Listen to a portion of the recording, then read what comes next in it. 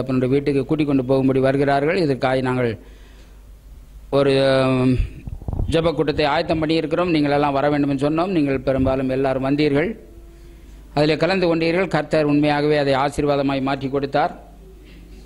விசேஷமாய் அந்த ஆகாரமெல்லாம் கர்த்தர் ருசிகரமாய் மாற்றி கொடுத்தார். எத்தனை பேர் நல்லா ருசிகரமாக இருந்துச்சுன்னு சொல்கிறீங்க? ஆமேன், ஹல்லேலூயா. எல்லாமே நம்முடைய மனப்பூர்வமான செய்கிற பொழுது அது அப்படி தான் இருக்கும். எல்லோரும் நல்லா திருப்தியாக மீதமாகிற வரையிலும் அளவுக்கு கர்த்தர் அதை ஆசீர்வதித்து கொடுத்தார். அப்படியே இதை சாப்பிட்டு முடித்த பிறகு உண்மையாக இதெல்லாம் க்ளீன் பண்ணணும். அருமையான எல்லா சகோதர சகோதரிகள்லாம் நீங்கள் ஒத்துழைத்து இதை க்ளீன் பண்ணினீர்கள். அதற்காக நான் அன்பின் நன்றியை தெரிவித்துக் கொள்கிறேன். கர்த்தர் உங்களை அதற்கு வேண்டிய பலனை கொடுத்து உங்களை ஆசீர்வதிப்பார். ஏன்னா அது ஒரு ஊழியம். ஆகவே நீங்கள் வந்த யாவருக்கும் குடும்பத்தின் சார்பாக நன்றியை தெரிவித்துக் கொள்கிறேன். சரி, உண்மையாகவே நீங்கள் எல்லாரும் ஆசீர்வதிக்கப்பட்டவர்கள். நீங்கள் தேவனுடைய பிள்ளைகள், பரிசுத்தவான்கள், நீதிமான்கள், ஆவிக்குரியவர்கள், பரலோகத்துக்குரியவர்கள். உண்மையாக இப்படிப்பட்ட சத்தியம் அநேக சபைகளில் கிடையாது. நேற்று எத்தனை பேர் நீதிமான்கள் இதை குறித்து நான் பேசியிருக்கிறேன். எங்கே தெரியுமா? ஊழியக்காரர் மீட்டிங்க, வேற எங்கேயும் இல்லை. நீங்கள் எத்தனை பேர் நீதிமான்கள்லாம் ஒருத்தர் 2 பேர் கை தூக்குறாரு. காரணம் என்னன்னு சொன்னால், இப்போ மகன் கேட்ட மாதிரி தான். ஒரு கொஸ்டின் கேட்டால் ஒவ்வொருவரும் ஒவ்வொரு மாதிரி. நீதியாய் வாழ்கிறவர்கள் நீதிமான்கள் அப்படியே ஒருத்தர் சொல்றாரு. எந்த அளவுக்கு நீதியாக வருமோ அந்த அவங்க தான் நீதிமான், இப்படியெல்லாம் சொல்றாங்க. காரணம் என்னன்னு சொன்னால், நான் ஏற்கனவே சொல்லி இருக்கிறேன். இயேசுவை சொந்த ரட்சகராய் ஏற்றுக்கொண்டு மூலிகை ஞானசானம் பெற்று அந்த நிச்சயமுடையவர்கள் நீதிமான்கள். இதில் மாற்றமே கிடையாது. நீங்கள் செய்கிற பக்தி, பரிசுத்தம், உண்மை, உத்தமத்தினால அவர் உங்களை நீதிமானா ஆக்கவில்லை. எப்படி இருந்த பொழுது கர்த்தர் உங்களை தேடி வந்தார்? பாவிகளாய் இருந்த பொழுது. நீங்க பரிசுத்தமா இருக்கிறதுனால அப்படி கிடையாது. சரியா விளங்கிக் கொள்ள வேண்டும். இதுதான் விளங்க மாட்டேங்குது. அப்படி சொல்லுகிறார்கள். உண்மையாகவே அதில் ஒருத்தர் வந்திருந்தார், ஒரு ஊழியக்காரர். அவர் இந்த உலகம் முழுசும் சுத்தினவர். இந்த பெங்களூர் பட்டணத்திற்கு பெரிய ஊழியக்காரெல்லாம் தெரியும். இன்னும் சொல்ல போனால் தமிழ்நாடு, கேரளா, இந்தியாவில் இருக்க மேக்சிமம் தெரியும். அப்படிப்பட்டவர். அவர் கேட்காத சத்தியம் கிடையாது. ஆவிக்குரிய உலகம்னா அவர்கிட்ட தான் என்னென்ன தெரிஞ்சுக்கணும். அவர் திடீர்னு வந்தார்னா நான் அவரை கூப்பிடவும் இல்லை. அந்த உடனே நான் எங்கேயோ வந்தேயா, நான் அப்படி ஊழியக்காரை பார்த்தேன். ஆனால் அநேகர் சொல்கிறாங்க, பாஸ்டர் பால்ராஜ் உண்மையாகவே வார்த்தையினால் நிரம்பி இருக்கிறாரு, பயங்கரமாக வார்த்தையை பேசுகிறாரு, ரொம்ப திட்டம் தெளிவாக பேசுகிறாரு, அந்த மாதிரி இருக்குது. சரி, அவர் நான் உங்கள் மெசேஜை கேட்கறதுக்காக வந்தேன். அவர் வந்தோடனே எனக்கு நம்ம பிரசங்கிக்கிறதா அவரை விடுறதா இப்படி இதாச்சு. அதனால் திரும்பவும் ஒரு 10 நிமிஷம் பேசுவார்னு சொன்னேன். அவர் பேசினார். பேசி முடித்த உடனே கடைசியில் அவர் வந்தது என்னன்னு சொன்னால், எப்படி ஆகிலும் நான் எங்கேயோ நாங்கள் போனால் எனக்கு பெரிய காணிக்கை கிடைக்கும், ஆனால் அங்கே போகலை. ஆனால் சத்தியம் வேணும், இன்னைக்கு கேட்கணும், ஒரு உணர்வு உந்துதல்னால அங்கே வந்தேயா. உண்மையாக பேசி முடிச்சப்பறம் அவர் சொன்னது என்ன தெரியுமா? மாற்றி கன்னத்தில் அரைஞ்ச மாதிரி இருந்துச்சியா எனக்கு. உண்மையாகவே நான் என்னுடைய வாழ்க்கையை நான் நிறைய மாற்ற வேண்டியது இருக்குது. நான் கண்டிப்பாக செய்வேன் இதை. ஹல்லேலூயா. நான் இதான் சொன்னேன். நீங்கள் வரலாம், கேட்கலாம், உங்களுக்கு தெரியாத சத்தியம் இல்லை, நீங்கள் கேட்காத இது இல்லை, நீங்கள் படிக்காத காரியம் இல்லை, எல்லாமே தெரியும். உங்களுடைய வாழ்க்கையில் என்ன மாற்றம் வந்திருக்கிறது? நான் சிறுபிள்ளையை போல இன்றைக்கும் கற்றுக்கொள்ள விரும்புகிறேன். வெளியெல்லாம் நான் சொல்கிறேன், என்னுடைய பிள்ளைகள் மூலமாக நான் அநேக காரியங்களை கற்றுக்கொள்கிறேன். இன்றைக்கி சொன்னார, இது எல்லார் வீட்டிலும் நடக்கிற காரியமா இல்லையா? குடும்பத்தில் கணவன் மனைவிக்குள்ள அதை ஸ்டாப் பண்ண முடியாது. இது லைஃப் லாங் நடக்கிற காரியம். எவ்வளவுதான் பொறுமையாக இருந்தாலும் சாத்தானுடைய பெரிய தந்திரம், எப்படி எதையாவது ஒன்றை பண்ணி தூண்டி விடலாம், வந்துடுது. நான் வரதை பற்றி கவலையே படாதாங்க. அது சகஜம். நான் ஏற்கனவே உங்களுக்கு சொன்னல, இது சுபாவம், இது உள்ள இருக்குது. வந்துட்டதுனால நீங்கள் வேதனைப்படாதங்க. ஆனால் இப்படி செய்யக்கூடாது என்பதை நீங்கள் முதலாவது அறிந்து கொள்ளுங்கள். அறிந்து கொண்ட பிறகு கொஞ்சம் கொஞ்சமாக தான் நடக்கும். இது சடனாக நடக்கிற காரியம் கிடையாது. நான் தான் சொல்கிறேன் இல்லையா, 1000 முறை சொல்லிட்டதுனால விசுவாசம் வந்துடும், அப்படி பைபிளில் இல்லை.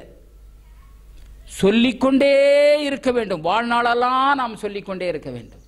அப்பொழுதுதான் வாழ்க்கையில் மாற்றம் வருது. கொஞ்சம் கொஞ்சமாக ஸ்டெப் பை. இப்போ உங்களுக்கே தெரியுது இல்லையா, அங்கே வர அத்தனை பேருடைய வாழ்க்கையில் உங்களோட மனநிலைமை எப்படி இருந்துச்சு, இன்னைக்கு அது எந்த லெவலுக்கு வந்திருக்குது. இப்படித்தான் பிள்ளைங்களை ஸ்கூலுக்கு எதுக்கு அனுப்புகிறோம்? படிக்கிறதுக்காக. சரி, பிள்ளைங்க படிச்சதுக்கு ஒரு டெஸ்ட் வேணுமா வேண்டாமா? டெஸ்ட் இல்லைன்னா வேற கிளாஸுக்கு போக முடியுமா? அதே தான் இது. உங்களுடைய பிரச்சனை வரும் பொழுது டெஸ்ட்ல பாஸ் ஆகுறீங்களா ஃபெயில் ஆயிரு. ஃபெயில் ஆயிட்டா பரவாயில்ல, கவலைப்படாதங்க. அத்தோட இனிமே முடியாதுன்னு சொல்லி டிசைட் பண்ணாதங்க. மேற்கொண்டு முன்னேற முடியும். அடுத்த முறை நான் கண்டிப்பா பாஸ் ஆகியே தீருவேன். அந்த இதுக்கு வாங்க. நான் ஏற்கனவே உங்களுக்கு சொன்னேன் இல்லையா, துக்கம் பாரம் வேதனை வர்றதை ஒன்றும் செய்ய முடியாது, வந்துருச்சு. ஆனா இப்படி இருக்க வேண்டிய அவசியம் இல்லை, இதுல இருந்து வெளியே வர முடியும் என்பதை மனசுல வைங்க. முதல்ல மைண்ட்ல அதை வைங்க, அப்புறமா வர்றதுக்கு நம்ம வெளியே ஸ்டெப் இதாகும். இது நாளுக்கு நாள் கற்றுக்கொள்கிற காரியம். நானும் ஒவ்வொரு நாளும் இதை கற்றுக்கொள்கிறேன். சில நேரங்களில் இது சாதாரணமாக இது நடக்கிற காரியம். கணவன் மனைவி பிரச்சனைன்றது அது எல்லாருக்கும், அது எல்லாம் 100க்கு 95% இதுதான். ஒரு 5% கண்டா ஒருத்தர் அண்டர்ஸ்டாண்ட் பண்ணிக்கின்னு நல்லா இருக்கிறாங்களோ. நான் பெரிய பெரிய ஊழியக்காரங்களையும் பார்த்துருக்கிறேன். திடீர்னு இப்போ என்னுடைய மனைவி கூட உண்மையாகவே என்னை சில நேரங்களில் என்னை எரிச்சல் மூட்டும்படியா கோவப்படும்படியா பேசுகிற பொழுது எனக்கு சடனாக உள்ள இது வரதான் செய்யுது. ஆனாலும் இது நாம் இப்படி செய்யக்கூடாதே, அதை உணர்றேன். மேக்சிமம் என்னால் முடிஞ்ச வரைக்கும் கண்ட்ரோல் பண்ணுறேன். ஏன்னா சுபாவம், ஏன்னா ஆண்கள் பெண்களை விட ஆண்களுக்கு பயங்கரமாக இது வருது. என்னன்னு சொன்னால் பெண்கள் வாயை சடனாக மூட முடியாது, அது அவங்களுடைய சுபாவம். அது வேதத்திலே ஆதாரம் இருக்குது. அவங்களால மூட முடியாது, அவங்க பேசிக்கொண்டே இருப்பார்கள், அது அவங்களுடைய சுபாவம். ஆனால் ஆண்களாய் நாம் கண்ட்ரோல் பண்ண வேண்டியது இருக்குது. இது எப்படி கண்ட்ரோல் பண்ண முடியும்? கொஞ்சம் கொஞ்சமா தான். திடீர்னு டென்ஷன் ஆகுறத யாராலையும் கண்ட்ரோல் பண்ண முடியாது. ஆனா இப்படி ஆகக்கூடாது என்பதை தெரிந்து கொண்டு கொஞ்சம் கொஞ்சமா இப்படித்தான் வாழ்க்கையில் முன்னேறும். வந்ததுக்காக வருத்தப்படாதங்க, எல்லாமே இப்படித்தான்.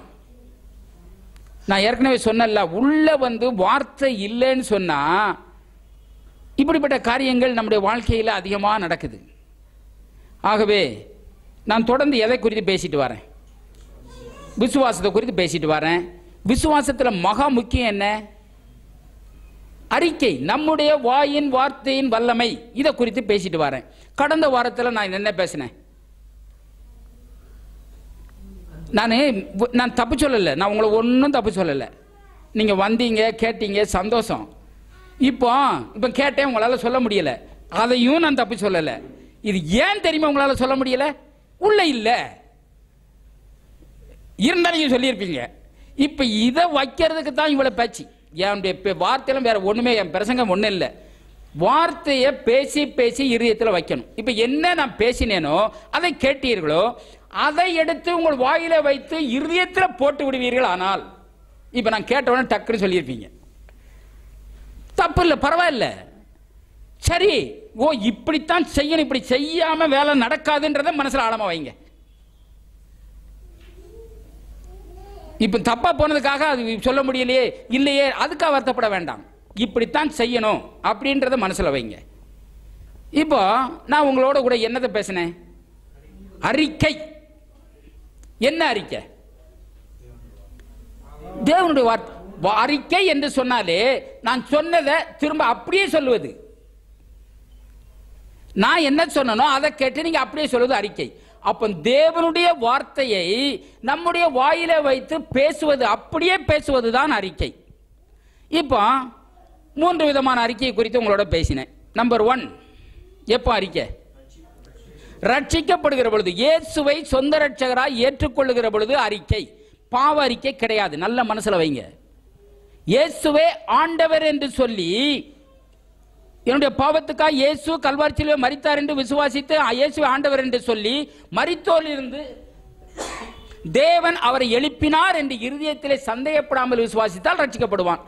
நீதி உண்டாக இருதயத்திலே விசுவாசிக்கப்படும், ரட்சிப்பு உண்டாக வாயினாலே அறிக்கை செய்யப்படும். என்னத்தை இருதயத்தில் விசுவாசிக்கிறீங்களோ அதை வாயினால அறிக்கை செய்யணும். அப்பத்தான் அது ப்ரூஃப் ஆகுது. இப்படித்தான் நம்ம ரட்சிக்கப்பட்டோம். இது அறிக்கை, இது பாவ அறிக்கையே கிடையாது. நல்ல யோசிங்க. எல்லாரும் உன் பாவத்தெல்லாம் அறிக்கையிடுன்னு சொல்லுவாங்க. அப்படி அடிக்க முடியாதுங்க. 40 வயசுல ஒரு மனுஷன் ரட்சிக்கப்படுறான்னா 40 வருஷமா செஞ்ச பாவத்தை அவன் அறிக்கை செய்ய முடியுமா? இயேசுவே ஆண்டவர்னு சொல்லும் போது அது ஆண்டவர், இயேசு ஆண்டவர் ஆயிட்டாரு, மற்றதெல்லாம் போயிடுச்சு. மூடி பிரசங்கியாரு ஒரு இடத்துல பிரசங்கம் பண்ணிக்கிட்டு இருந்தாராம். அப்போ அந்த இடத்துல ஒரு சகோதரி அருமையாக அந்த இது அதான் அந்த மகன் சொன்ன மாதிரி பியானோ வாசிக்குமா. அந்த இது அந்த பொண்ணு அங்கே இருந்துச்சு, அது ரட்சிக்கப்படலை. அதனுடைய தொழில் என்னென்னா நைட்டு கிளப்பில் போயிட்டு டான்ஸ் ஆடுறது, இதுதான் வேலை. அப்போ ஆவியானவர் சொன்னாராம் அந்த ஊழியக்காரர்கிட்ட, மூடி பார்த்து சொன்னாராம் அந்த ஊழியக்காரர்கிட்ட, இந்த இயேசுவை ஏற்றுக்கொள்ள சொல்லு அப்படின்னாராம். இவர் போய் அப்படி சொன்னாராம், போய் ஏற்றுக்கொள்ளமா அப்படின்னு. அப்போ அவர் சொன்னாராம், நான் ஏற்றுக்கொள்ளது எனக்கு பிரச்சனை இல்லை, எனக்கு கூட ஆசை தான். அந்த சகோதரி சொன்ன வார்த்தை, எனக்கு இப்படிப்பட்ட ஒரு பழக்கம் இருக்குது, நைட் கிளப்பில் போய் டான்ஸ் ஆடுவேன், அநேகரை நான் இதனால் மகிழ்விப்பேன், இதெல்லாம் விட்டுட்டு நான் இயேசுவை நான் ஏற்றுக்கொள்கிறேன், இது எப்போ எனக்கு இதுலேருந்து விடுதலை ஆகுதோ நான் அப்போ இவர் சொன்னாராம் இப்படி சொல்கிறாங்க அப்படின்னு. அப்போ மூடி பிரசங்க சொன்னால், ஒன்றும் வேண்டாம், இயேசுவை ஆண்டவர்னு சொல்லி அங்கீகரித்து ஏற்றுக்கொள்ளட்டும், நைட்டில் போய் டான்ஸ் ஆடிக்கிட்டோம். உங்களுக்கு விளங்குதா இது? இது எப்படி இருக்குது? அவர் சொன்னாராம் இயேசுவே ஆண்டவர்னு சொல்லி ஏற்றுக்கொள்ளட்டும், நைட்டில் போய் டான்ஸ் ஆடிக்கிட்டோம் அப்படின்னாராம். இது திரும்ப போய் அவர் அந்த பொண்ணுக்கிட்ட சொல்லும் போது, எனக்கும் இந்த ஆசை இருக்குது, ஏற்றுக்கொள்ளணும் தான், ஆனால் நீங்கள் சொல்கிறது நல்லா இருக்குது, ஏற்றுக்கொண்டு சரி நான் போய் நைட்டு ஆடிக்கிறேன் அப்படின்னு சொல்லிட்டு இயேசுவே ஆண்டவர்னு சொல்லி அங்கீகரித்து அவர் சொன்ன வார்த்தை இருதயத்தில் விசுவாசித்து மொழி ஞானசானம் எடுத்துக்கிச்சான். நைட்டு சாயங்காலம் மீட்டிங் வந்துச்சான், பியானோலாம் வாசித்துச்சான். நைட்டு 10 மணிக்கு வீட்டுக்கு போயிருக்கு, 10 மணிக்கு அங்கே டான்ஸுக்கு போகணுங்கும் போது இதால் முடியல. மறு வாரம் சொல்லுதான், நான் எவ்வளவோ ட்ரை பண்ணேன், என்னால் அந்த எண்ணமே என்னை விட்டு போயிடுச்சு. ஹல்லேலூயா. இயேசுவே ஆண்டவர் என்று சொல்லி மனப்பூர்வமாக நீங்கள் அங்கீகரிக்கிற பொழுது எல்லாமே அடிமையாகுது. விளங்குதா உங்களுக்கு? பாவ அறிக்கை கிடையாது, இயேசுவே ஆண்டவர் சொல்லி நம்பர் 1 அறிக்கை, ஃபர்ஸ்ட் அறிக்கை. இது ஒரே வாட்டி செய்கிற அறிக்கை, நல்ல விளங்கிக் கொள்ளுங்கள். இது காலமெல்லாம் செய்கிற அறிக்கை கிடையாது. 2வது ஒரு அறிக்கை சொன்னேன், அந்த பாவம் யாரு அறிக்கை பண்றது? இயேசுவை சொந்த ரட்சகராய் ஏற்றுக்கொண்டவர்கள் பாவம் செய்கிற பொழுது செய்த அறிக்கை. ஏற்றுக்கொண்ட பிறகு பாவம் செய்கிறோமா இல்லையா? இயேசுவை சொந்த ரட்சகராய் ஏற்றுக்கொண்ட பொழுது செய்கிற அறிக்கை. எப்போ பாவம் செய்கிறீங்களோ அப்போ செய்கிற அறிக்கை. எனி டைம் பாவம் செய்யுங்க, எனி டைம் அறிக்கை செய்து இருக்கிறீங்களா? இது விசுவாசியா? நீங்க பாவத்திலிருந்து விடுதலை ஆக்கப்பட்டிருக்கிறோம் என்கிற அறிவு உங்களுக்கு இருக்குமானால், நான் தான் சொல்றேன் இல்லையா, கர்த்தர் என்ன செய்திருக்கிறார் என்ற அறிவு உண்டாகுமானால் நீ மேல செய்ய முடியாது. இந்த தான் நான் இப்ப சொன்ன பார்த்தீங்களா, ஊழியக்காரருக்கு இது விளங்கல. கர்த்தர் என்னை பரிசுத்தவான் ஆக்கி இருக்கிறார், நீதிமான் ஆக்கி இருக்கிறார், தேவனுடைய பிள்ளையாய் நான் இருக்கிறேன், தேவனுடைய ஆவி எனக்குள் இருக்கிறது, நான் ஆவியானவரால் நடத்தப்படுகிறேன், நான் பரிசுத்தவான், நான் ஆவிக்குரியவன், நான் பரலோகத்துக்குரியவன், அவருடைய வித்து எனக்குள் இருக்கிறது, அவருடைய திவ்ய சுபாவம் எனக்குள் இருக்கிறது. நான் உலகத்தான மாதிரி சிந்திக்க முடியாது, பேச முடியாது, எல்லாம் செய்ய முடியாது. நான் பரிசுத்தவான் பரிசுத்தவான் என்ற உள்ள அதுதான் அறிக்கை. நீங்க யார் என்றதை என்ன செய்திருக்கிறார் என்றதை அறிக்கை செய்து உள்ள வைக்கும் போது நீங்க அசுத்தமான எல்லாமே கழிஞ்சிடுவோன்ற இந்த ஒரே காரியம் இப்ப சொன்னார் இல்லையா, இந்த அன்புன்ற ஒந்த காரியம் தான் 10 கற்பனை உங்களுக்கு ஆட்டோமேட்டிக்கா இதாயிடும். இது இப்படித்தான் உண்டாகுது. அவர் என்ன செய்திருக்கிறார், நான் தேவனுடைய பிள்ளை என்கிற அறிவு உண்டாகாவிட்டால் தேவனுடைய பிள்ளை போல வாழ முடியாது. ஏன்னா அவங்க என்ன செய்திருக்காரு நீங்க அங்கீகரிக்கலையே. இதைத்தான் செய்ய விட மாட்டான்றான் சத்துரு. கணவன் மனைக்குள்ள குடும்பத்தில் குழப்ப ஏன் தெரியுமா? இதுதான் கர்த்தர் என்னை நீதிமான் ஆக்கி இருக்கிறார், பரிசுத்தவன் ஆக்கி இருக்கிறார், தேவனுடைய பிள்ளையை வைத்து இந்த கனமான ஊழியத்துக்கு அழைத்திருக்கிறார். நான் பரிசுத்தமுள்ள தேவனுக்கு அவரோடு சேர்ந்து பூமியில அவருடைய காரியத்தை செய்து கொண்டு வருகிறேன், என் மூலமாய் அவருடைய நாமத்தை மகிமைப்படுத்தி கொண்டிருக்கிறார். எத்தனை பேர் நம்புறீங்க? உங்க மூலமா அதே தான். இதை செய்ய விடாத என்ன பண்றான்னு சொன்னா வார்த்தை அப்படியே திரிக்கிறான். நீங்க என்ன நினைக்கிறீங்க? ஓ பாசு சும்மா ரீல் விடுறாரு, பாசு ஒன்றும் அவ்வளவு ஒன்றும் பரிசுத்தவான் கிடையாது, அவர் காரியம் ஒன்றும் அப்படியெல்லாம் கிடையாது, சும்மா பேசுறாரு, இந்த எண்ணத்தை வைக்கிறீங்க. என்னைய பாக்குறீங்க, பார்க்கிற பார்வை வித்தியாசமா பாக்குறீங்க. இப்ப என்ன செய்றீங்கன்னா வார்த்தையை விட்டுட்டீங்க. ஐயோ அவர் பரிசுத்தவான், நீதிமான், தேவனுடைய பிள்ளை, அவர் ஆவிக்குரியவர், உண்மையாகவே அவர் கடவுளுடைய ஊழியக்காரன், அந்த எண்ணம் போயிடுச்சு. ஏன்னா வார்த்தை வேலை செய்ய மாட்டாங்க. வார்த்தை நீங்க என்னைய பாக்குறீங்க, என்னுடைய சுபாவத்தை பாக்குறீங்க, காரியங்களை காண்றீங்க. இவர் உண்மையாகவே பரிசுத்தவானே கிடையாது, டிசைட் பண்ணிட்டீங்க, முடிஞ்சே போச்சு. தேவனுடைய வார்த்தையை விட்டுட்டீங்க, தேவனுடைய வார்த்தையை கனவீனம் பண்ணிட்டீங்க. அவர் என்ன ஆக்குறார் என்ற ஆக்கிற விஷயத்தை நீ நம்பவே இல்லை. இப்ப என்னைய மாம்சத்தின், அதுதான் சொல்றேன், மாமிச சிந்தை தேவனுக்கு விரோதமான பகை. ஆவிக்குரியவர்கள் ஆவிக்குரியபடி சிந்திக்கிறார்கள், மாம்சத்துக்குரியவர்கள் சிந்திக்கிறார்கள். மாம்சத்துக்குரியவர்கள் என்று சொன்னாலே தேவனை விட்டு அவருடைய வார்த்தையை விட்டு சுயமாய் சிந்திப்பது.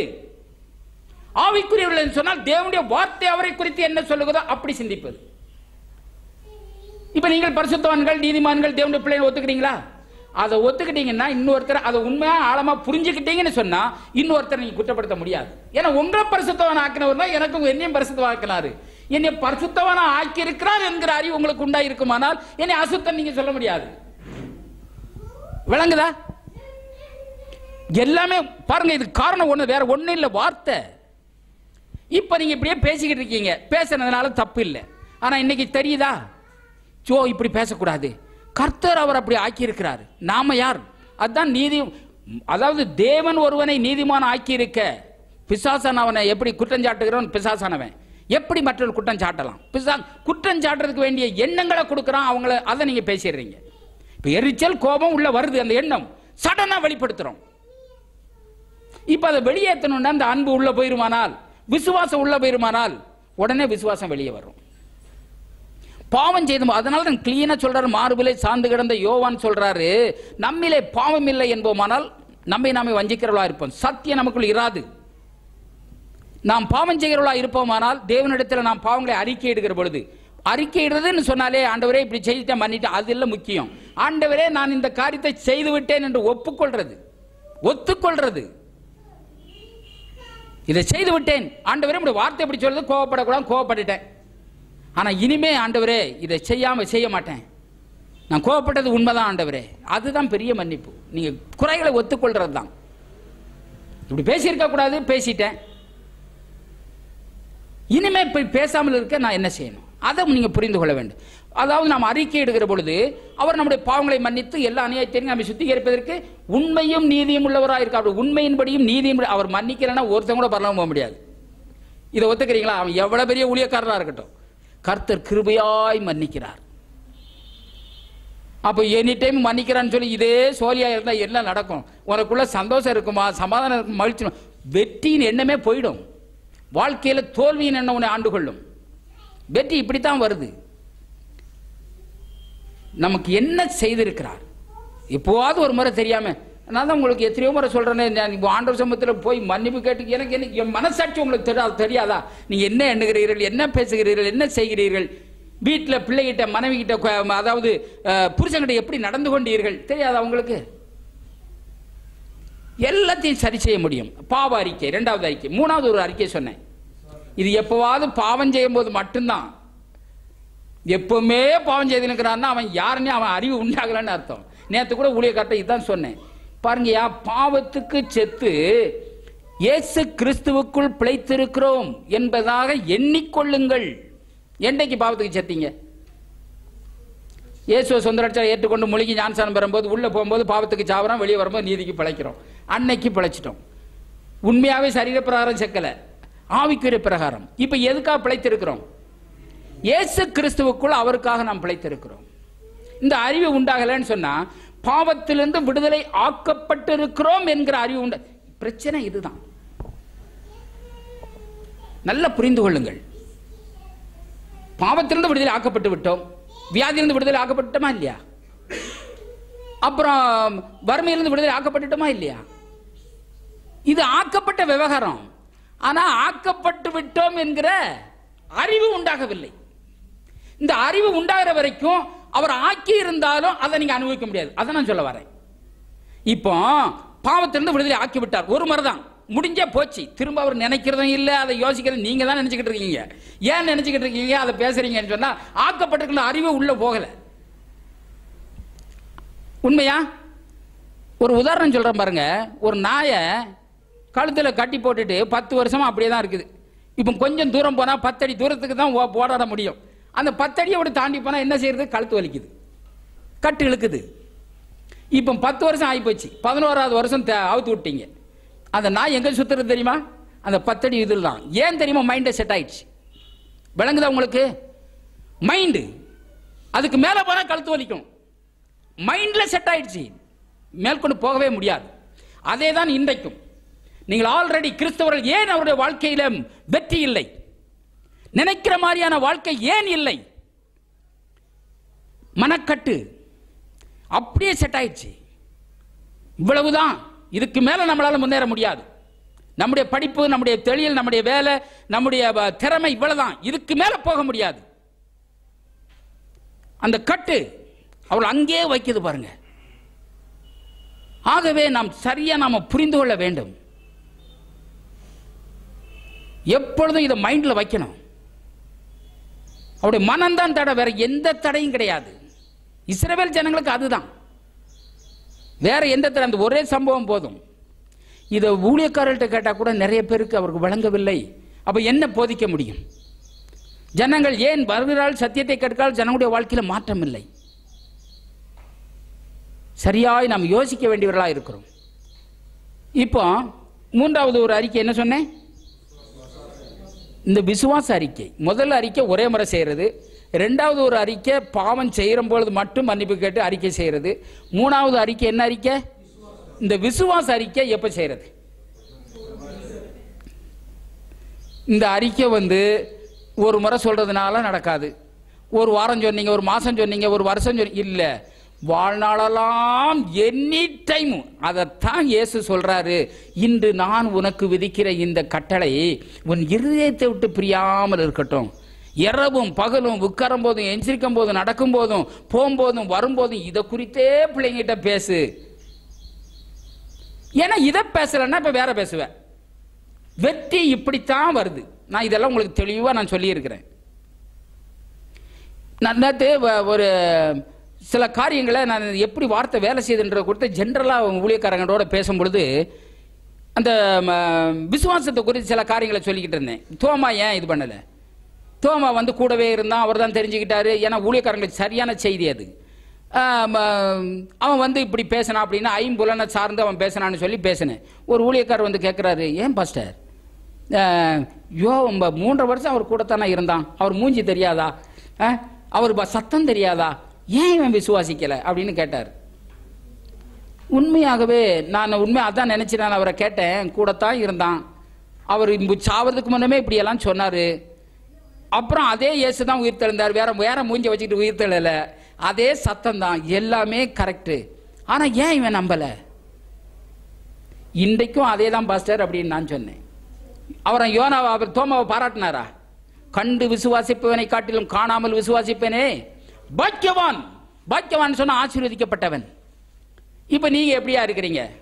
உங்களுடைய வாழ்க்கையில எந்த அளவுக்கு மாற்றம் வந்திருக்குது சொல்ல முடியல. அவருடைய நிலைமை எனக்கு தெரியும், தெரியுமா? காரணம் என்னன்னு சொன்னா, கர்த்தர் என்ன செய்திருக்கிறான்ற நம்ம மனம் அங்கீகரிக்கிற வரையிலும் மாற்றங்கள் உண்டாகாது. நான் போன வாரம் பேசின அந்த இதைத்தான் திரும்பவும் சொல்லிக்கிட்டு இருக்கேன். இப்ப நீங்க இத 3 காரியம். முதலாவது பாஸ்டர் சொன்னாரு, அதாவது இயேசுவை சொந்த ரட்சகரா ஏற்றுக்கொள்ள அறிக்கை, அது முடிஞ்சே போச்சு, அந்த அறிக்கை இன்னும் தேவையில்லை. ரெண்டாவது, பாவம் செய்யற பொழுது நம்ம அறிக்கை செய்தா உடனே கர்த்தர் நம்மளை மன்னிக்கிறார். மன்னிச்சிட்டாருன்றதுக்கு அடையாளம் என்ன தெரியுமா? சமாதானம். அதை கூட நீங்க விசுவாசிக்கணும். சொன்னபடியே உண்மையின்படியும் நீதியின்படியும் அவர் மன்னிக்கிறார், மன்னித்து விட்டார். அந்த நிச்சயம் தான் உங்களுக்குள்ள சமாதானத்தை கொண்டு வரும். விளங்கிடுச்சா? இப்ப விசுவாச அறிக்கை எப்பொழுதுமே செய்ய வேண்டிய அறிக்கை, விடாத செய்யணும். இதை செய்யும் பொழுதுதான் நான் அதான் சொல்றேன் இல்லையா, நான் பரிசுத்தவான் அவர் ஆக்கியிருக்கிறாரு. இப்ப எப்படி இதை நம்புறது? விசுவாசிக்க முடியல, ஏன்னா அப்படிப்பட்ட ஜீவியே இல்லை, குடும்பத்திலே பிரச்சனை. அதுதான் இப்ப இதை எப்படி கொண்டு வருதுன்னா, விசுவாசிக்கிறது கஷ்டமா இருக்குது. நான் ஏற்கனவே சொன்னேன், விசுவாசிக்கிறத விட சொல்றது ரொம்ப ஈஸி. நான் பரிசுத்தவான், நான் நீதிமான், நான் தேவனுடைய பிள்ளை, நான் ஆவிக்குரியவன், தேவனுடைய ஆவியினால் நடத்தப்படுகிறேன், நான் தேவனுடைய பிள்ளையா இருக்கிறேன், அவருடைய வித்து எனக்குள்ள இருக்கிறது, நான் பரலோகத்துக்குரியவன், நான் இருளின் அதிகாரத்தை விடுதலையாக்கப்பட்டு அவருடைய அன்பின் குமாரனுடைய ராஜ்யத்துக்கு உட்படுத்தப்பட்டிருக்கிறேன். எப்படி இதவே சொல்வீர்கள்? கர்த்தர் என்னை நீதிமான ஆக்கி இருக்கிறார், அவர் ஆக்கி இருக்க, நான் இல்லைன்னு சொல்ல மாட்டேன், மறுதலிக்க மாட்டேன். என்ன ஆக்கி இருக்கிறதுனால மற்றவரையும் மற்ற விசுவாசியையும் அப்படித்தான் ஆக்கி இருக்கிறார், அதனால நான் அவரை குற்றப்படுத்த மாட்டேன். இப்படி நீங்க சொல்ல சொல்ல இந்த வார்த்தை உள்ள போயிருமானா, இப்ப அவன் அவசியமா இதுவா இப்படிப்பட்டவன் அப்படிப்பட்டவன் மோசமானவன் புத்தி இல்லை, அந்த உள்ள இல்லைன்னு சொன்னாக்க வெளியே வராது. இதுக்காகத்தான் நம்ம அறிக்கை செய்யணும். சொல்றது 3 வாட்டி சொல்லி இருக்குது, விசுவாசிக்கு ஒரே வாட்டி இருக்குது. எனக்கு விசுவாசம் இல்லையா, ராஜாவா ஆக்கி இருக்கிறாருன்னு வசனம் சொல்லுது, என்னால் அதை நம்ப முடியல, என் வாழ்க்கையில இல்லை, என்னால் நம்ப முடியல. நான் இதை தப்பே சொல்லலை, இதுதான் மனிதனுடைய சுபாவம். இப்ப எப்படித்தான் ராஜாவா வாழணும்?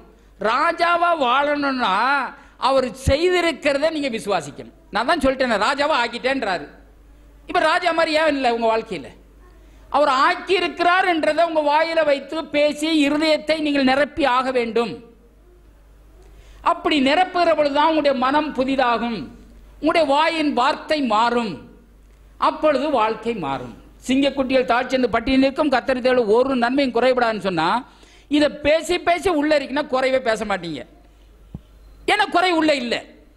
என் தேவன் தம்முடைய மகிமையினை செய்யும் குறைவுகள் எல்லாவற்றையும் நிறைவாக்கி விட்டார். அந்த அறிவு உள்ள இருக்கும் பொழுது குறைவை பேசும்போதே உங்களுக்கு வாய் கூசும். ஐயோ ஆண்டவரே நான் செய்திருக்கிறத நீர் செஞ்சதை நான் மறுதளிக்க மாட்டேன். ஏன்னா குறைவு இருக்குன்னு சொன்னால் குறைவு இருக்கும், நீங்க சொன்னபடி ஆகும். ஆகவே இந்த விசுவாச அறிக்கை மகா முக்கியம்.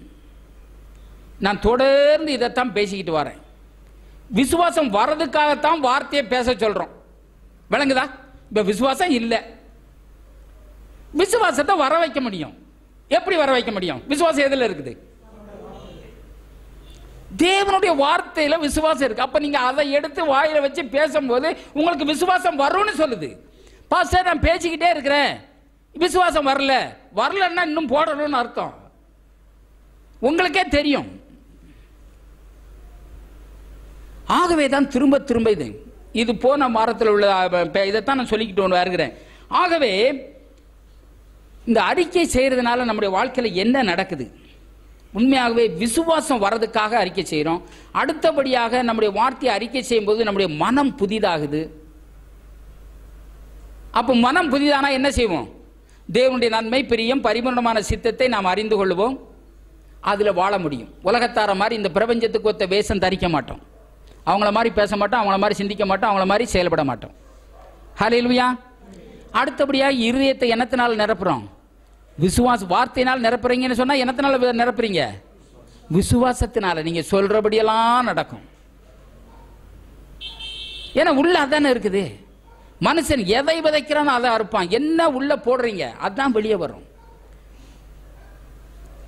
ரொம்ப சில வார்த்தைகளை புரிந்து கொள்ள ஊழியக்காரர்களும் கஷ்டப்படுகிறார்கள். நான் சொன்னேன் நேற்று, நிறைய ஊழியக்காரங்க சுகர்னால போடுறாங்க, இப்படிப்பட்ட கஷ்டத்தில் இருக்கிறாங்க, இந்த ஊழியக்காரன் இங்கே இருக்கிறாரு, அந்த ஊழியக்காரன் இப்படி இருக்காங்க பாஸ்டர் அப்படின்னு சொல்லிட்டு இருக்காங்க. ஆனால் வசனம் சொல்லுது ஊழியக்காரனுடைய சுகத்தை கர்த்தர் விரும்புகிறார். அப்ப அவர் விரும்பியும் ஏன் சுகம் இல்லை? அவர் விரும்பினாலும் அவர் உங்களுக்கு சுகத்தை கொடுக்க முடியாது. அப்ப சுகம் வரணும்னா என்ன செய்யணும்? விசுவாசிக்கணும். விசுவாசம்னா என்ன அர்த்தம்? என்ன எதுங்க இருக்குது? வார்த்தையில் வார்த்தையை போடணும். நான் ஒரு வார்த்தை சொன்னேன், பைபிளில் ஒரு வசனம் இருக்கு, நீதிமொழியில் நீதிமானுக்கு ஒரு கேடும் வராது. இது வார்த்தை. ஏன்னா அவர் வார்த்தையை மீற மாட்டாரு, அவர் சொன்னபடி செய்கிறவர், கேட உங்க வாழ்க்கையில் அனுமதிக்கவும் மாட்டாரு. அப்ப ஏன் கேடு வருது? இது கேள்வி. நீதிமானுக்கு ஏன் கேடு வருது? அனுமதிக்கிறதுனால கேடு வருது. நீதிமானுக்கு ஒரு கேடு வராதுன்னா, நான் நீதிமான் எனக்கு ஒரு கேடும் வராதுன்னா வராது, வாயில சொல்ற வரைக்கும் வராது. இல்லையா பைபிள்ல இருக்கு, எல்லாருக்கும் அப்படி வர்ற மாதிரி தான் நமக்கு வரும் அப்படின்னா வரும். நல்ல விளங்கிக்கோங்க. என்ன சொல்லுகிறீர்கள்? நீ சொன்னபடி ஆகுன்றார். வராதுன்னா மீறாது. கத்தரிக்காயை போட்டு வெண்டைக்காயை நீங்க பார்க்க முடியாது, கத்தரிக்காய் தான் இருக்க முடியும். வராதுன்னு சொல்லி புள்ள போட்டுட்டு வரும்னு நீ எதிர்பார்க்க முடியாது. என்ன போட்டீங்க அது மட்டும்தான் வரும். விளங்கிக் கொள்ள வேண்டும். விசுவாசம் உண்மையா வார்த்தையை அறிக்கையிடுறதுனால எவ்வளவு பெரிய பலன், எப்படியெல்லாம் வரும். இந்த ஒரே வழியை தான் ஆண்டவர் வச்சிருக்கார், வேற வழியே இல்லை. பாருங்க நல்ல சிஸ்டர், நல்ல விளங்கிக் கொள்ளுங்கள். இந்த ஒரே வழியை தான் வச்சிருக்கிறார். வார்த்தையை சொல்லி சொல்லி காது கேட்டு இதயத்தினால நீங்க நிரம்பிடுவீங்கன்னு சொன்னா உங்களுடைய வாழ்க்கை கம்ப்ளீட்டா மாறுறத பார்ப்பீங்க. எனி டைம் எப்பெல்லாம் பேச முடியுமோ, எப்பெல்லாம் பாட முடியுமோ, எப்பெல்லாம் மற்றவர்கள் பேச முடியுமோ, இதை பேச பேச எல்லாமே மாற்றங்கள் உண்டாகிறது. இது ஒரு நாளையில் நடக்கிற காரியம் இல்லை, கொஞ்சம் கொஞ்சமா தான் மாறும். இருதயத்தில் எந்த அளவுக்கு வார்த்தையில் நிரம்ப. நான் நேற்று ஊழியர்கிட்ட பேசும்போது இதுதான் சொன்னேன். இயேசு வேற ஒண்ணுமே செய்யலை. என்ன சொல்ல சொன்னாரோ அதை சொன்னாரு, எதை பேச சொன்னாரோ எதை செய்ய சொன்னாரோ அதை செய்தார். இதை மாதிரி செஞ்சா இயேசுவை போல இந்த பூமியில் ஊழியம் செய்ய முடியும். ஹல்லேலூயா. நீங்களும் இயேசுவை போலவே வாழ முடியும்.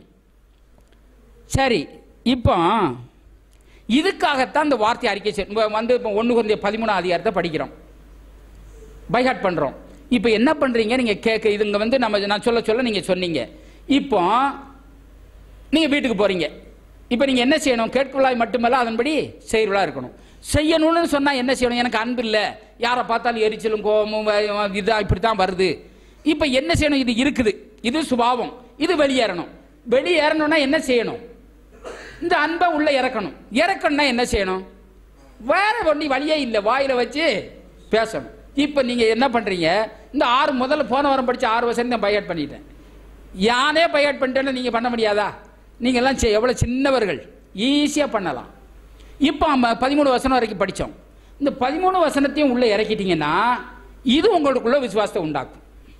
இப்போ விசுவாசம் இல்லை, அங்க சொல்லுது அன்பு தன்னை புகழாது, இருமாப்பாயிர, தற்பொழுது நாடாது, சினமடையாது, தீங்கு நினையாது, இதுதான் இருக்குது. இப்போ இது வெளியேறணும்.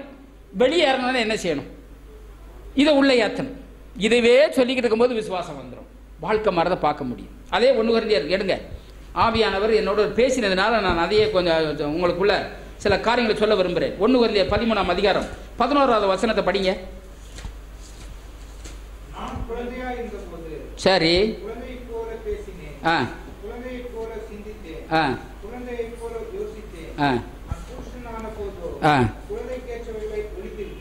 ஆமென். அல்லேலூயா.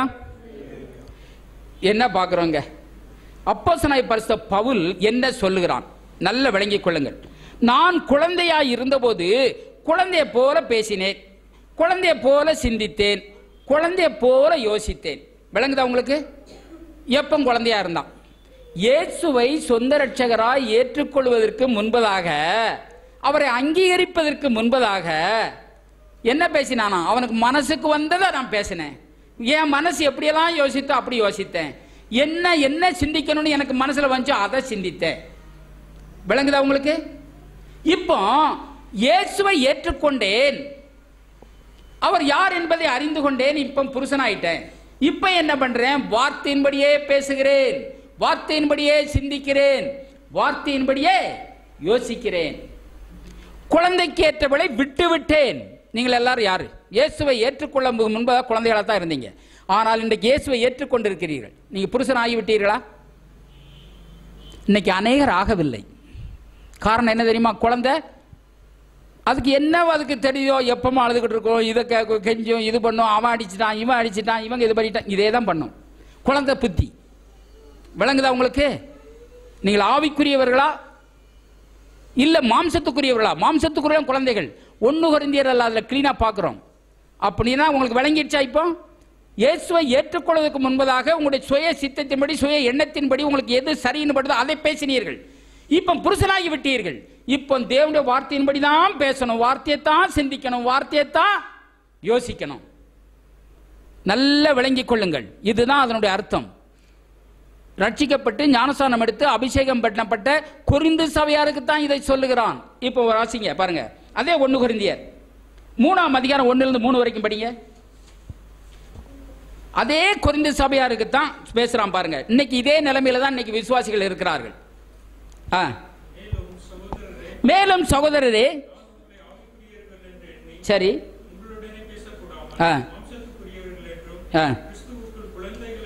விளங்கிடுச்சா? விளங்கிடுச்சா உங்களுக்கு? ஏன்னா இந்த கொரிந்து சபையார் இயேசுவை சொந்த இரட்சகராய் ஏற்றுக்கொண்டவர்கள், முழுகி ஞானஸ்நானம் பெற்றவர்கள், பரிசுத்தாவினால் நிரப்பப்பட்டவர்கள், சத்தியத்தை அறிந்தவர்கள். இன்றைக்கு நீங்கள் எல்லாரும் இயேசுவை சொந்த இரட்சகராய் ஏற்றுக்கொண்டிருக்கிறீர்கள், ஞானஸ்நானம் பெற்றிருக்கிறீர்கள், நீங்கள் சத்தியத்தை கேட்டிருக்கிறீர்கள், அபிஷேகம் பண்ணப்பட்டிருக்கிறீர்கள். இன்றைக்கும் ஏன் குழந்தை என்று சொல்லுகிறார்? கீழே படிங்க. அதாவது 3வது படிங்க.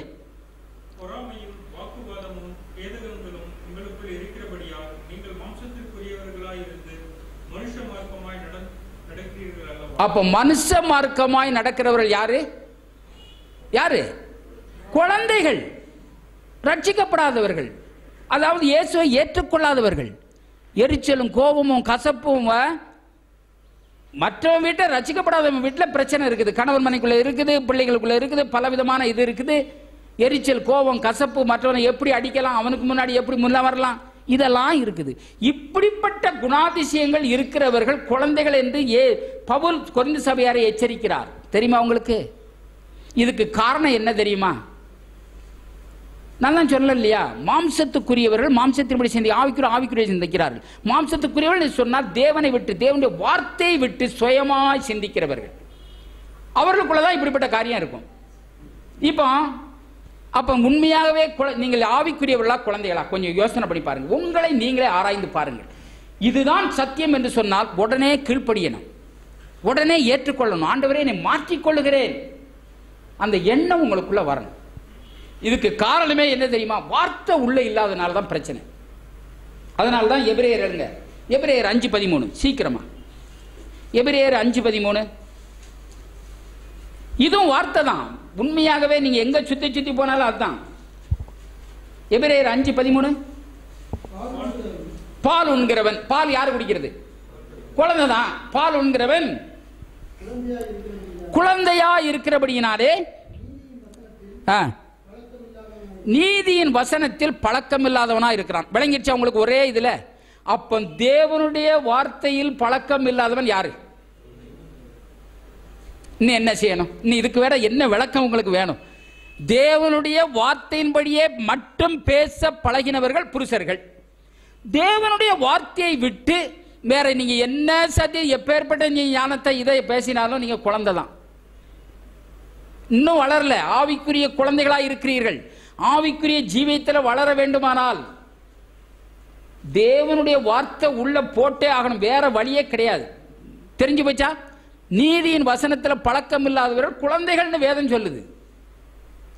அப்படியானால் தேவனுடைய வார்த்தையை பேசி பேசி இதயத்தை நிரப்புகிற பொழுதுதான் புருஷர்களாய் நீங்கள் மாற முடியும், ஆவிக்குரிய ஜீவியத்தில் வளர முடியும், ஆவிக்குரிய கனிகள் உங்களிலே வெளிப்பட முடியும். வேற எந்த வழியில? ஒரே வழிதான்.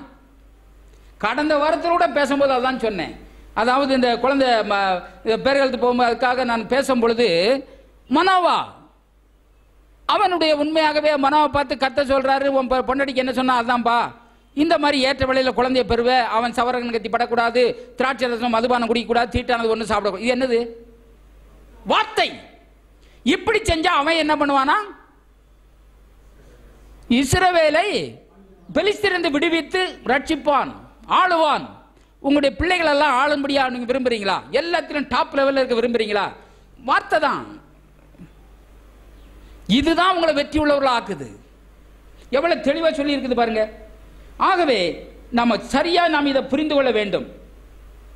இன்னொரு வசனம் படிக்கலாம், 1 பேதுரு 2.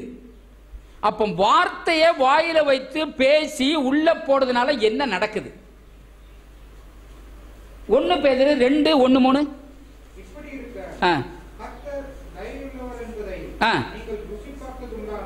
ருசி பார்த்தது உண்டானால்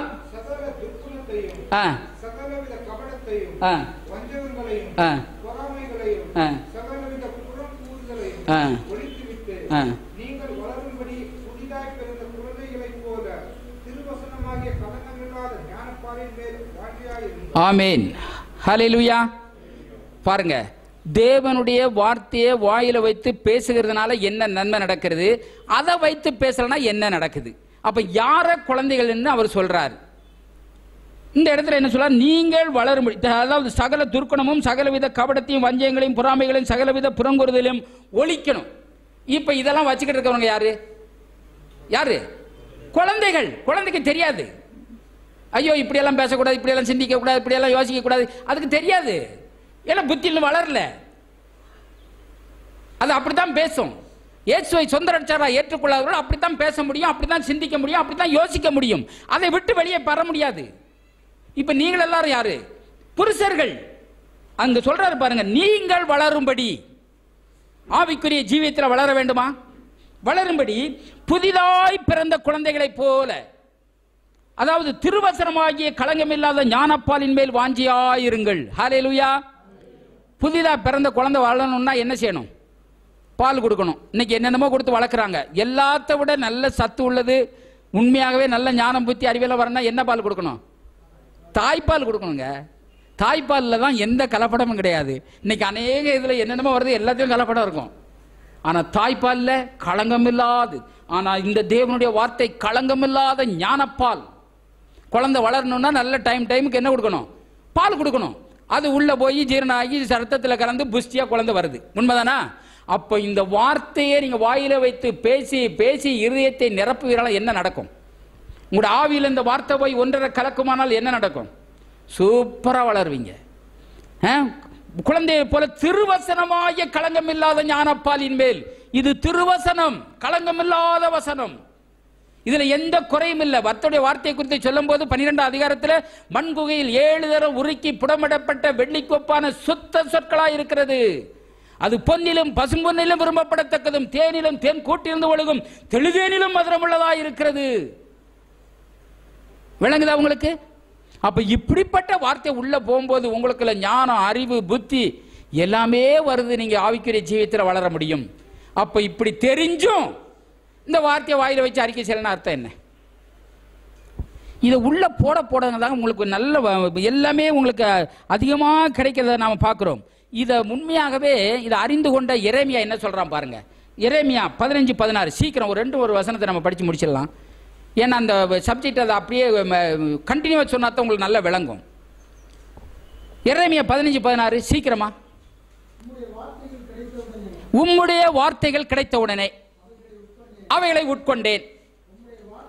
உம்முடைய வார்த்தைகள் எனக்கு சந்தோஷமும் என் இருதயத்துக்கு மகிழ்ச்சியுமா இருந்தது.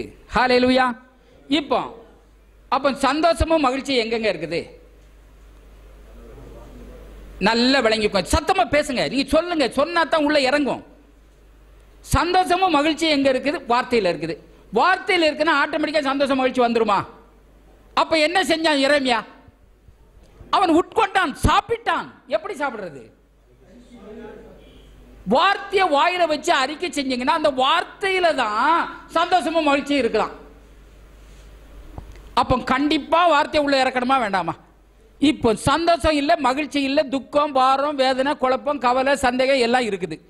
இது எதுல இருக்குது? தேவனுடைய வார்த்தையில சந்தோஷம் மகிழ்ச்சி இருக்குது. அப்ப நான் இப்ப சொன்ன இப்படிப்பட்ட கெட்ட காரியங்கள்லாம் எதுல இருக்குது? அவிசுவாசத்தில் இருக்குது. அவிசுவாசம் யாருடைய வார்த்தை? சாத்தானுடைய வார்த்தை. அப்ப நீங்க விளங்கிக்கணுமா வேண்டாமா? இப்ப சந்தோஷம் இல்லை, மகிழ்ச்சி இல்லை, துக்கம், வேரம், பாதனை, கலப்பம் எல்லாமே இருக்குது. இப்ப எரிச்சல், கோபம், துர்க்குணம் எல்லாமே இருக்குது. அப்போ இது இருக்கிற வெளியேற்ற முடியுமா முடியாதா? இது எங்க இருந்து வந்துச்சு? அவிசுவாசத்திலிருந்து வந்துச்சு, சாத்தானுடைய வார்த்தையிலிருந்து வந்துச்சு. அதை பேசி பேசி உள்ள இறக்குனீங்க. இது உள்ள இருக்குது. இப்ப சந்தோஷம் வேணும், மகிழ்ச்சி வேணும்னா வர வைக்க முடியுமா முடியாதா? இது எப்படிதான் வர வைக்கிறது? இது எதுல இருக்குது? வார்த்தையில இருக்குது, தேவனுடைய வார்த்தையில். அப்ப அந்த வார்த்தையை எடுத்து நீங்க பேசும்போது உள்ள இருக்கிற எரிச்சல், கோபம், கசப்பு இது எல்லாமே வெளியேறுது. இதுதான் வழி. நீங்க இதுக்காக ஐயோ இவங்க என்ன துக்கப்படுத்திட்டாங்க, அவங்க என்ன துக்கப்படுத்திட்டாங்க, யாரும் உங்களை துக்கப்படுத்த முடியாதுங்க. என் மாமியார் இவங்களால தான் எனக்கு நிம்மதியே இல்லை அப்படியெல்லாம் சொல்லாதங்க. மாமியார் இல்லை பிரச்சனை, நீங்க தான் பிரச்சனை. மாமியார் பிரச்சனையே கிடையாது. மாமியார் பிரச்சனை நீங்க சொல்லும் போது என்ன செய்றீங்க தெரியுமா? தேவனை விட மாமியார் பெரிய ஆளா நினைக்கிறீங்க. அவருடைய தேவனுடைய வார்த்தையை விட அவர் இதே தான். புருஷன் சரியில்லை, அவரால் எனக்கு நிம்மதி இல்லை, பொண்டாட்டி சரியில்லை, அவங்களால நிம்மதி, பிள்ளையால நிம்மதி இல்லை, இல்லவே இல்லை. தேவன் என்ன சொன்னாரு? அவருடைய வார்த்தை, அவர் என்ன சொல்லுகிறது, அவர்களை குறித்து தேவனுடைய வார்த்தை என்ன சொல்ல, அதை வைங்க. இப்ப நல்ல உதாரணம் எல்லாம் கொடுத்தாரு. ஒருத்தன் பட்டு பட்டுன்னு அடிச்சு நிற்கிறான், நமக்கு எரிச்சலும் கோபம் வருமா? பொறுமையா இருக்கணுமா? ஆனா வார்த்தை என்ன சொல்றது? பொறுமையா தான் இருக்கணும். இப்படித்தான் அன்பை வெளிப்படுத்த முடியும்ன்றாரு. இதை செய்யறது கொஞ்சம் கஷ்டமா தான் இருக்கும். ஆனா பழகிட்டோன்னு சொன்னா இதை கொஞ்சம் கொஞ்சமா தான் வருங்க. இப்ப நான் இப்பவே நல்ல ஓரளவுக்கு லெவலுக்கு வந்திருக்கிறோம். இப்படித்தான் வரணும். நீங்க திரும்பவும் நீங்க அப்படி ஆவறதுக்காக நீங்க வருத்தப்படாதங்க. இன்னும் இதை மேல வர முடியும். அதை யோசிங்க. எவ்வளவு தெளிவா சொல்லிருக்கு. சந்தோஷம் மகிழ்ச்சி இப்படித்தான் வருதுன்னா அப்ப எரிச்சல் கோபம் இதெல்லாம் எப்படி வருது? அவிசுவாசத்தினால வருது. சாத்தானுடைய வார்த்தையை பேசுறதுனால வருது. தேவனுடைய வார்த்தையை உள்ள வச்சு பேசல. இப்ப என்ன ஆயிட்டோம்? நம்ம குழந்தை ஆயிட்டோம், இன்னும் புருஷன் ஆகல. ஆவிக்குரிய ஜீவியத்தில் வளரணும்னா இதுதான் வழி. இன்னொரு வசனம் படிங்க. இப்ப சந்தோஷம் மகிழ்ச்சி இப்படித்தான் வருது. நீதிமொழிகள் 15:23. எல்லாரும் என்ன சொல்றாங்க? மகிழ்ச்சி எப்படி வரும், எங்க இருந்து வரும், என்ன செஞ்சா வரும், யார் எனக்கு மகிழ்ச்சியை கொடுப்பாங்க? மற்றவர்களிடத்துல நீங்க சந்தோஷம், சமாதானம், மகிழ்ச்சியை எதிர்பார்க்காதங்க. வார்த்தையிலிருந்து எதிர்பாருங்க. அவர் மாறிட்டா நான் மாறி. இது தவறான காரியம். நீங்க தான் மாறணும். உங்களுக்காக இன்னொரு மாற முடியாது. அவர் மாறுவாருன்னா அப்புறம் இன்னொரு காரியம் வரும். இப்ப என்னைக்கு நீங்க வாழ்க்கையில் முன்னேற போறீங்க? அப்போ நீதிமொழி 15:23 படிங்க. மகிழ்ச்சி எப்படி வரும்? ஹல்லேலூயா. அப்புறம் ஹல்லேலூயா. உங்களுடைய வார்த்தை மற்றவங்க கேட்கும் போது நல்ல மகிழ்ச்சி உண்டாகட்டும், தைரியம் உண்டாகட்டும், ஒரு என்கரேஜ் ஆகட்டும். அப்ப மகிழ்ச்சி எப்படி வருமா? இப்பதான் நீங்க படிச்சீங்க. எப்படி வரும் மகிழ்ச்சி? மனுஷன் தன் வாய்மொழியினால் மகிழ்ச்சி உண்டா. இப்ப மகிழ்ச்சியை வர வைக்க முடியுமா? முடியாதா? எனக்கு சந்தோஷமே இல்லை, சமாதானமே இல்லை, மகிழ்ச்சியே இல்லை. இப்ப என்ன சொன்னீங்க? சந்தோஷம் இல்லை, சமாதானம் இல்லை, மகிழ்ச்சி இல்லை. இதுக்கு 1008 காரணத்தை சொல்றீங்க. இது காரணம், அது காரணம், இந்த பிரச்சனை, அந்த பிரச்சனை, இவங்க காரணம், இதை சொல்றீங்க. இப்ப நீங்க சொன்னபடியே இருக்குது. என்ன சொன்னீங்க? மகிழ்ச்சி இல்லை, சந்தோஷம் இல்லை, சமாதானம். நீ சொன்னபடியே ஆகும். ஆனா மகிழ்ச்சியை வர வைக்க முடியுமா? முடியாதா? அங்க என்ன சொல்லி இருக்குது? மனுஷனுடைய வாய்மொழியினால் மகிழ்ச்சி உண்டாகும். நீங்க என்ன பேசுறீங்க? மகிழ்ச்சியை பேசுறீங்கன்னா மகிழ்ச்சியை தான் வரும். நான் தான் சொல்றேன், எதை விதைக்கிறீங்களோ மனுஷன் எதை விதைக்கிறான் அதை அறுப்பான். மனுஷனுடைய வாயிலிருந்து தான் மகிழ்ச்சியே உண்டாகுமா. இது தெரிஞ்சாக்கா ஜனங்க எவ்வளவு மகிழ்ச்சியா இருக்கலாம், எவ்வளவு சந்தோஷமா இருக்கலாம், எவ்வளவு ஆரோக்கியமா இருக்கலாம். ஏன்னா நீங்க என்ன சொல்லுகிறீர்கள்? நீ சொன்னபடிதான் சொல்றாரு. என் கையில ஒண்ணும் இல்லப்பா, உன் கையில எல்லாத்தையும் கொடுத்துட்டேன். மகிழ்ச்சி வேணுமா? மகிழ்ச்சியை பேசு. மனுஷனுடைய வாய்மொழியினால் மகிழ்ச்சி உண்டாகும். இன்னொரு வசனம் படிங்க, 17:22. அதே இதுலதான் நீதிமொழி 17:22. மன மகிழ்ச்சி, மன மகிழ்ச்சி நல்ல ஔஷதம், குட் மெடிசன். ஔஷதம்னு சொன்னா என்ன? மருந்து. முறிந்த ஆவியோ எலும்புகளை உலர பண்ணும். விளங்குதா உங்களுக்கு? குட் மெடிசன், நல்ல மருந்து என்னது? அவைகளை கண்டுபிடிக்கிறவர்களுக்கு ஜீவனும் உடலுக்கெல்லாம் ஆரோக்கியமாம்.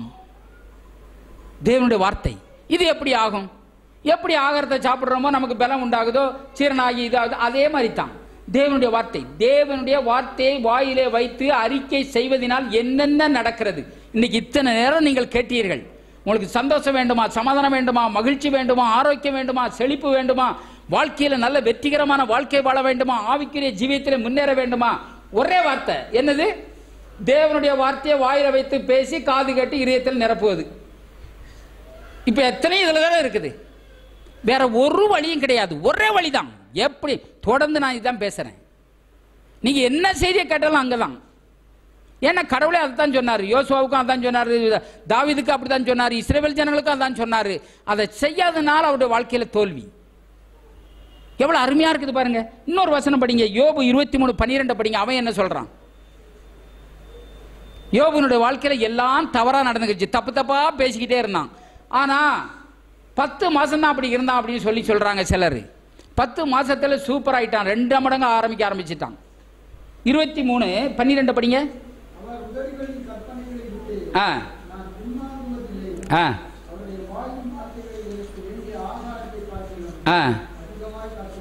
ஹல்லேலூயா.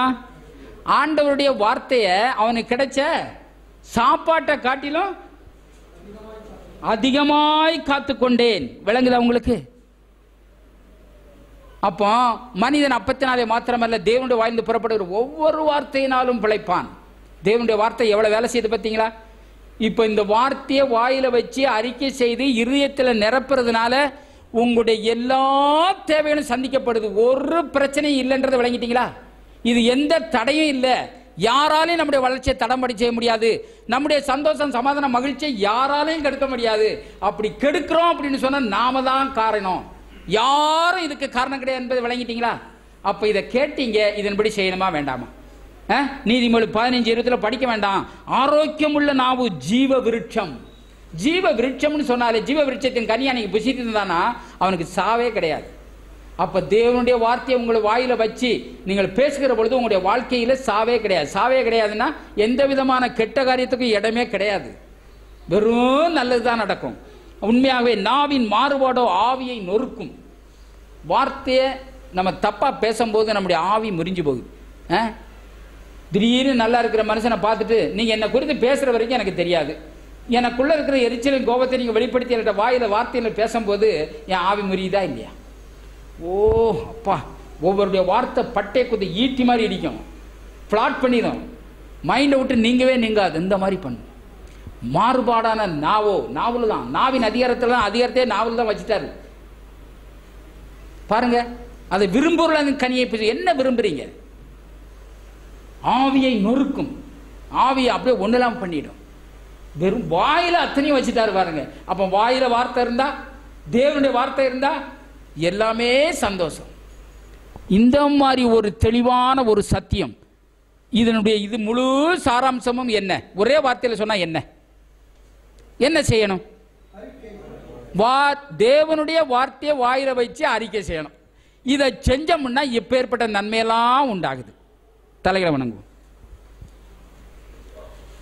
எனக்கு அருமையான கர்த்தருடைய பிள்ளைகளே, பரிசுத்த ஆவியானவர் சபைக்கு சொல்லுகிறதை காதுள்ளவன் கேட்க கடவன். ஒருவேளை என்னுடைய வாழ்க்கையில தோல்விதான் இருக்கிறது, சந்தோஷம் இல்லை, சமாதானம் இல்லை, மகிழ்ச்சி இல்லை, நான் விரும்புகிறபடியான காரியம் இல்லை, தேவனுடைய வார்த்தையை நான் படிக்கிறேன், கேட்கிறேன், ஆனாலும் என்னுடைய வாழ்க்கையில ஒரு மாற்றம் இல்லை, அடிக்கடி நான் கோபப்படுகிறேன், எரிச்சல் படுகிறேன், துர்க்குணம், இப்படிப்பட்ட கெட்ட எண்ணங்கள் எனக்குள் இருக்கிறது. அந்த எண்ணங்கள் வருகிற பொழுது சடனா நான் பேசி விடுகிறேன். தப்பே கிடையாது, இது மனுஷனுடைய சுபாவம், இது உள்ள இருக்குது. உங்களுடைய கலாச்சாரம், உங்களுடைய பழக்க வழக்கங்கள், நீங்கள் கேட்ட தவறான போதனைகள், என்னால் முடியாது, இயலாது, இது என்னால் ஆகாது, இப்படிப்பட்ட எண்ணங்கள் உள்ளே இருக்கிறதுனால நீங்கள் அதை பேசுகிறீர்கள். இதை மாற்ற வேண்டுமானால், நீங்கள் விரும்புகிறபடியான வாழ்க்கை வாழ வேண்டுமானால் ஒரே வழிதான் தேவனுடைய வார்த்தை. எவ்வளவு அருமையா சொல்லி இருக்கிறார் பாருங்க. உங்களுக்கு சந்தோஷம் வேண்டுமா, சமாதானம் வேண்டுமா, மகிழ்ச்சி வேண்டுமா? தேவனுடைய வார்த்தையில் பழக்கம் இல்லாதவர்கள் குழந்தைகள். எவ்வளவு அருமையா சொல்லி இருக்கிறார். வார்த்தையை வச்சு பேசும்போது வாய்மொழியினால் மகிழ்ச்சி உண்டாகும். தேவனுடைய வார்த்தையை நம்முடைய வாயின் ஜீவ விருட்சம், நீதிமானுடைய வாய் ஜீவ விருட்சம். எவ்வளவு அருமையா சொல்லி இருக்குது. எனக்கு மகிழ்ச்சி வேண்டும், நன்மை வேண்டும், நன்மையான காரியங்கள் நடக்க வேண்டும். உங்களுடைய வாயை உங்களுடைய வாயில தேவனுடைய வார்த்தை அறிக்கை செய்வதனால் ஒரு மனம் புதிதாகும், மனம் புதிதாகுமானால் உங்களுடைய வாயின் வார்த்தை மாறும், வார்த்தை மாறுமானால் வாழ்க்கை மாறும். ஆண்டவரே, நான் இன்றிலிருந்து உங்களுடைய வார்த்தையை நான் அறிக்கை செய்து இருதயத்தை நிரப்புவதை ஒரு கடமையாக எடுத்துக்கொள்கிறேன். ஆண்டவரே, இப்படித்தான் வெற்றி வருகிறது. நிச்சயமா நான் என்ன சொல்லுகிறேனோ அதுதான் நடக்கும், அதை விட வேற நடக்காது என்பதை தெரிந்து கொண்டேன். ஆகவே நான் உங்களுடைய வார்த்தையை தவிர எதையும் பேச மாட்டேன். உங்களுடைய வார்த்தையை நான் மதிக்கிறேன். ஆண்டவரே, உம்முடைய வார்த்தையை விட்டு நான் பிரச்சனை பேசுகிற பொழுது நான் உம்மை அவமதிக்கிறேன், உம்மை கனவீனம் பண்ணுகிறேன், உம்முடைய வார்த்தையை தூக்கி எறிகிறேன், சாத்தானை கனம் பண்ணுகிறேன். அதை நான் செய்ய மாட்டேன். ஒப்புக்கொடுங்கள். ஆவியானவரே எனக்கு உதவி செய்யும். ஆல்ரெடி தேவனுடைய அன்பு ஆவியானவரால் உங்களுடைய இருதயங்களிலே ஊற்றப்பட்டிருக்கிறது. இருதயங்களிலே சொன்னால் ஆவியிலே ஊற்றப்பட்டிருக்கிறது. அது அறியாமையினால் தான் எரிச்சல், கோபமும் அதெல்லாம் வருகிறது.